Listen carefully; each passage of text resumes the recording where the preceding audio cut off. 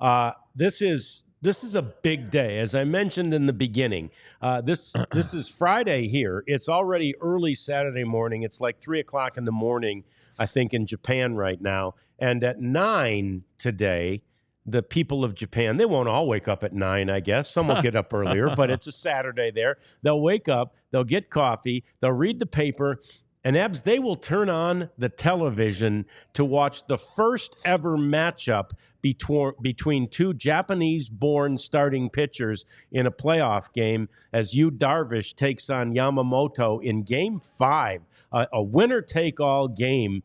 It's a huge, huge day for baseball in Japan. Right. And, we've seen the media that Shohei Ohtani can bring. I mean, we got a good taste of it in the All-Star game. That was media mayhem like I have never seen before. So it is really exciting, for this international element to come into play today. It's already such an important game. The numbers are definitely interesting for today. I know that we're going to dive into them, but just for what it is today and the series here at hand, I mean, there's a lot of really cool history that's about to take place in LA tonight. Yeah, and she mentions the name Shohei Ohtani, who I left out because I was just talking about the pitching matchup. But how great is that? Ohtani, as we've heard and as he said many times, he grew up idolizing Darvish. Right. And actually has not hit very well. He hits well against everybody. Hasn't hit very well against Darvish. He was 0 for 3 in Game 2 of this series against Darvish. So perhaps there's still a little bit of that, intimidation, that idol starstruck stuff. Yeah. But it makes the matchup even that much more enticing for the people of Japan. Yeah, and really, when you're talking about Japan, it's the whole Pacific Rim that really now loves the Dodgers. A lot of the players who are potentially going to come over are Dodgers fans and want to be with the Dodgers. And of course, the Dodgers baseball reaches to all parts of the globe now. With their scouting and signing players, and the Dodgers have done a fantastic job with it and have committed $1 billion to 2 players from Japan.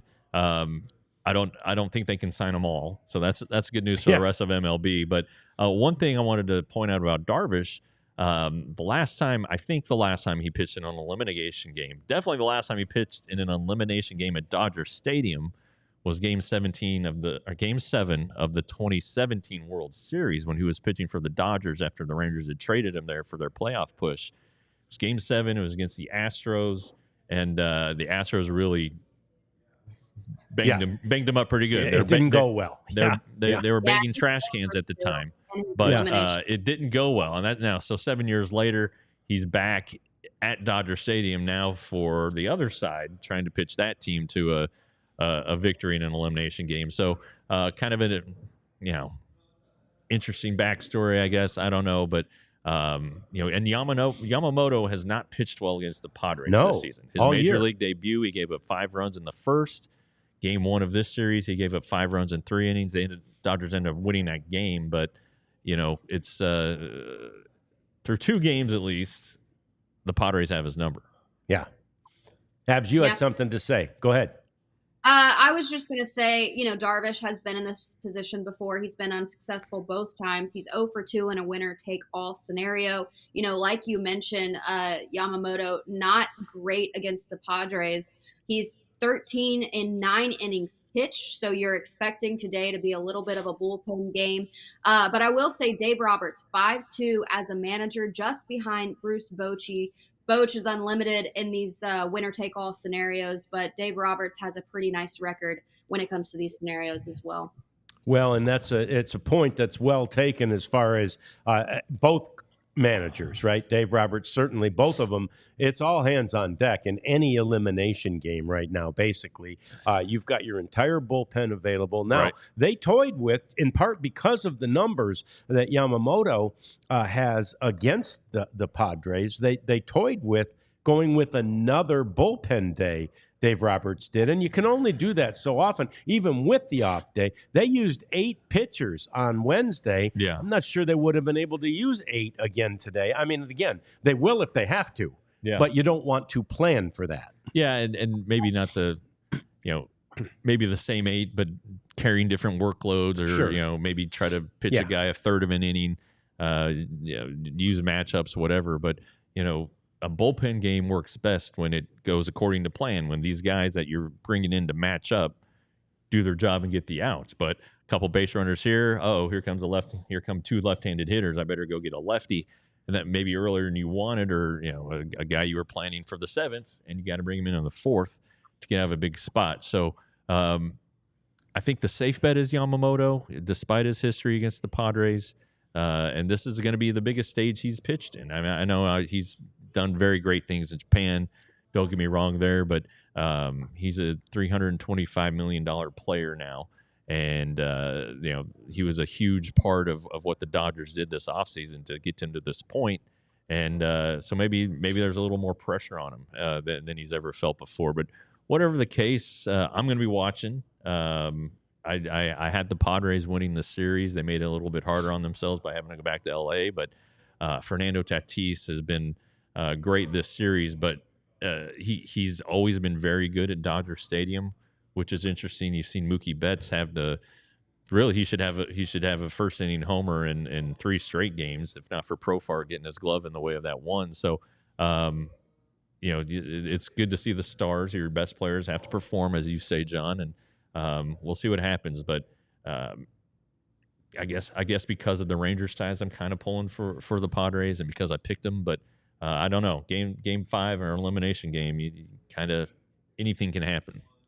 Yeah, and there's a few caveats that I found just with my notes. So like I mentioned, Dave Roberts is 5-2 as a manager, but when it comes to being at home, in LA, it's a 62-66 all-time record in postseason winner-take-all games. So it's actually kind of interesting that in these scenarios, historically, the home team doesn't perform well. So that's kind of one thing, too. And then Darvish is 0-2 in all of his winner-take-all game scenarios. But then the Padres have been undefeated in all of their winner-take-all. So, it's they've had 3. The Padres have had 3 winner-take-all scenarios, and they've, been successful with all of them. So it's like you have a positive for one thing, a negative for the other. It'll be interesting to see how it balances out today. But I am looking to that bullpen for sure. The Dodgers have won 17 of their past 25 bullpen games since 2022. So apparently Doc knows something, and he knows the right pieces at the right time. It'll be a really good baseball game. I'm excited for it.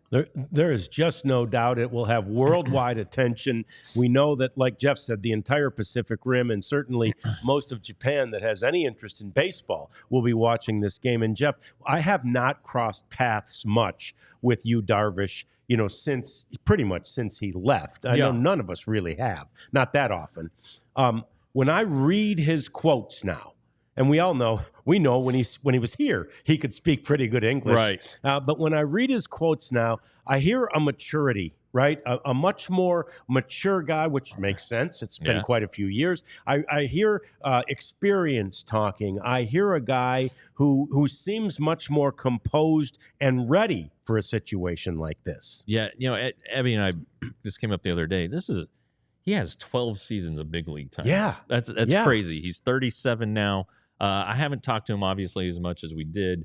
But, we run into him at spring training, and I've ran into him at an All-Star game at the 2017 World Series. I ran into him. He used to be great about responding to Twitter messages, DMs. So he has changed. And, you hear stories about, things he did for people who work for the Rangers, like, he brought the clubhouse attendants over 1 year to Japan, paid for their trip. Wow. And just did little things like that. He has a wife and a larger family now. They've had several kids, or not several, I'd say more than 2 kids. And it comes with age, but he's faced all these teams a lot. He's seen every situation in the majors. He had a tough time in Chicago and found himself again in San Diego. So there should be some maturity there. Yeah, no doubt about it. We look forward to that. We look forward to Game 5. Any winner-take-all game is so much fun. Thanks so much for watching the DLLS Rangers Podcast. Be sure to tune in every weekday. We are bringing you all of the off-season content, so much more. We all silly like the mayor.